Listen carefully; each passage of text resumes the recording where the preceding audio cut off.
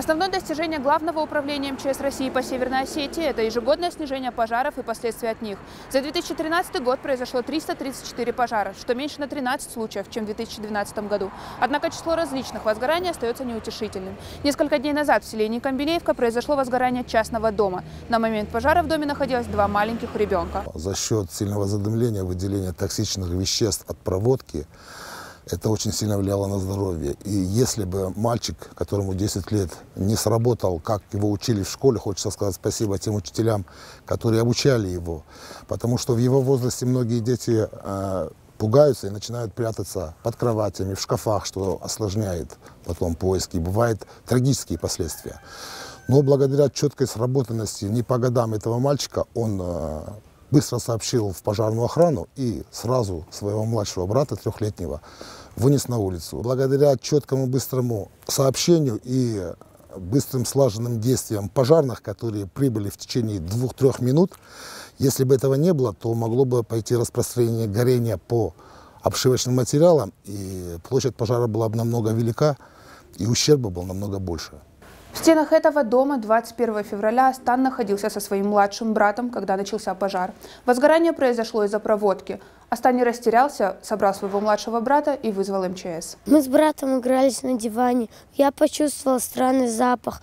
Посмотрел, там горит. Я вызвал пожарную службу, одел брата, и мы вышли на улицу. Он не понимал, что это. И спрашивал: Астан, а куда мы идем? Почему там горит? Сегодня директор Владикавказской школы номер 27, где Астана Дзодзиева научили не только писать и читать, но и спасать жизни, собрала всех воспитанников на торжественную линейку. Начальник Главного управления МЧС по Северной Осетии генерал-майор Александр Харужий вручил мальчику грамоту за проявленный на пожаре героизм и мужество. Самое главное – это то, что он не запаниковал, что он сам вышел и помог выйти своему младшему братику.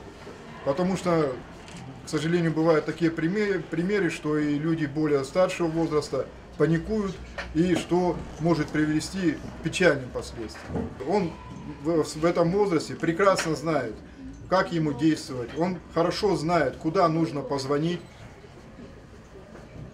И в конечном итоге это привело к тому, что спокойно вышел, вывел своего младшего брата, никакой паники и никаких трагических или травм не произошло. Поэтому мы сюда и пришли, чтобы поддержать этого мальчика и на его примере организовать воспитание со всеми другими учениками именно таким образом. Хотелось бы напомнить, что в день происшествия пресс-служба МЧС дала весьма неоднозначную информацию со значительным искажением фактов, что вызвало недоумение как у родителей, так и у определенных СМИ. Чуть позже пресс-служба дала опровержение, но недостоверный материал можно и сейчас найти на сайте Министерства чрезвычайных ситуаций. Фатима Макиева, Валерий Гадзиев, Артем Балатаев, Осетия ТВ.